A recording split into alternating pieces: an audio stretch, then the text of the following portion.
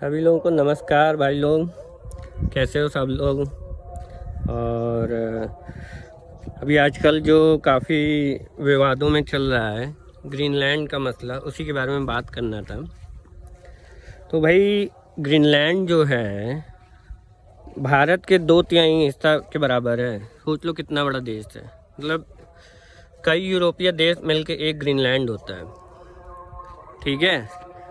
और तो ग्रीनलैंड लगभग 800-900 सालों से डेनमार्क का पार्ट है और वहाँ लोग भी बहुत कम रहते हैं। मतलब मुश्किल से 50-60 हज़ार लोग रहते हैं। और सोचो कि इंडिया के 2/3 हिस्सा के बराबर है, कितना बड़ा देश है, ठीक है। और डेनमार्क भी एकदम मतलब छोटा सा ही है, लेकिन ग्रीनलैंड बहुत बड़ा है। लगभग आर्कटिक जो सर्कल है, आर्कटिक ओशन के एकदम ऊपर में नॉर्थ आर्कटिक है ना, एकदम ऊपर के पार्ट में है। पूरा बर्फीली एरिया, नाम है ग्रीनलैंड लेकिन एरिया पूरा बर्फीली है। जैसे आइसलैंड नाम है तो वो उतना बर्फीला नहीं है। आइसलैंड भी उधर ग्रीनलैंड के ही बगल में ही है, ठीक है। आइलैंड टाइप का है ग्रीनलैंड। जब हम लोग छोटे थे तो पढ़ते थे कि biggest island of the world, तो आता था कि ग्रीनलैंड सबसे बड़ा आइलैंड है पूरे विश्व का। अब मसला ये है कि लोग अलग अलग तरह की बात करेंगे। कोई कहेंगे कि अमेरिका इसलिए लेना चाहता है, उसलिए लेना चाहता है, मतलब रेयर अर्थ है तो लैंड अपना बढ़ाना चाहता है, ठीक है। और मतलब यूरोप, मतलब अमेरिका अपना पावर को वर्ल्ड पावर जो था उसको मतलब एक तरीके से वर्ल्ड पावर वाली कुर्सी छोड़ के सुपर पावर वाली, अब वो डोमेस्टिक पावर बनना चाहता है। यही इसका सीधा सीधा बात है और कुछ नहीं है। क्योंकि धीमे धीमे मल्टीपोलर वर्ल्ड होने जा रहा है, होना ही है। वो खुद ही अमेरिका के ही जो डीप स्टेट के लोग हैं वही सब करा रहे हैं। इसमें तो मतलब कोई सेकंड थॉट नहीं है। तो ग्रीनलैंड इतना बड़ा एरिया है और अमेरिका को ऑब्वियसली वहाँ पे बहुत बड़ी संख्या में रेयर अर्थ मिनरल मिलेगा, ठीक है। और डेटा सेंटर जो एआई वगैरह के लिए है, ठीक है, तो एआई के लिए भी बहुत ज़्यादा पानी की भी ज़रूरत होती है। और उनके डेटा सेंटर के सपोर्ट के लिए उनको बहुत ज़्यादा संख्या में पानी की ज़रूरत है और भी बहुत सारे मिनरल की ज़रूरत है, जो उन्हें ग्रीनलैंड में समझ लो फ्री में मिल रहा है।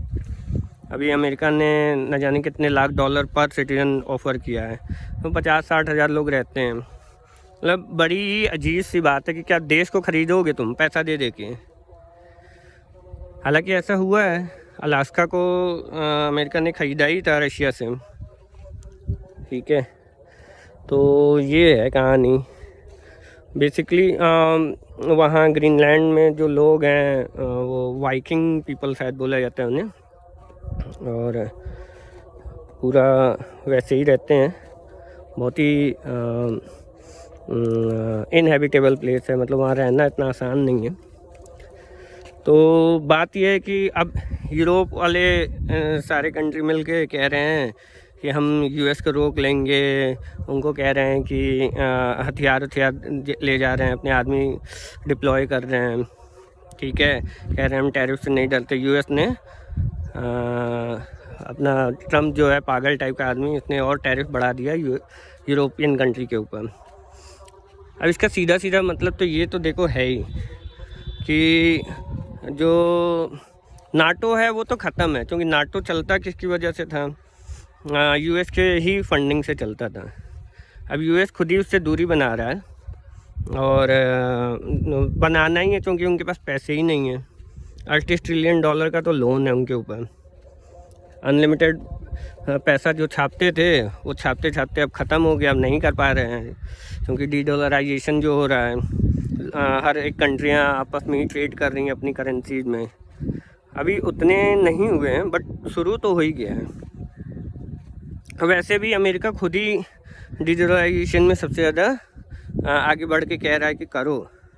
कैसे समझो ना कि कहता है कि बिटकॉइन खरीदो। बिटकॉइन या क्रिप्टो करेंसी खरीदने के लिए अमेरिका खुद ही बोल रहा है किसी देश की कुछ डॉलर करेंसी है या यूरो है या कोई भी देश की जो भी करेंसी हो, वो देश खुद कहे, वहाँ का राष्ट्रपति या प्रधानमंत्री कहे कि भैया आप ऐसा करो कि आप क्रिप्टो करेंसी में इन्वेस्ट करो। मतलब वो खुद ही कह रहा है कि आप दूसरी करेंसी में इन्वेस्ट करो। इसका मतलब क्या है कि आप डॉलर में मत इन्वेस्ट करो, आप दूसरी करेंसी में करो। अब आप यही सोच लो, ये मतलब अजीब सी बात नहीं है।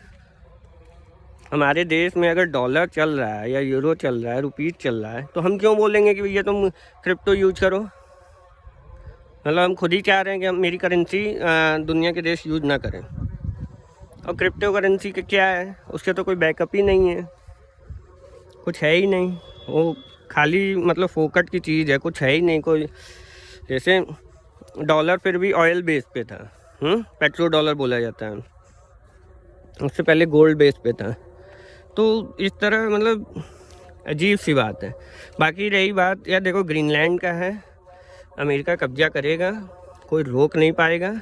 वो अचानक से होगा कि अमेरिका के सैनिक वहाँ पहुँच गए और पूरा घेर लिए चारों तरफ से, और यूरोपियन जो उनके कुछ सैनिक हैं वो खुद ही सरेंडर कर देंगे।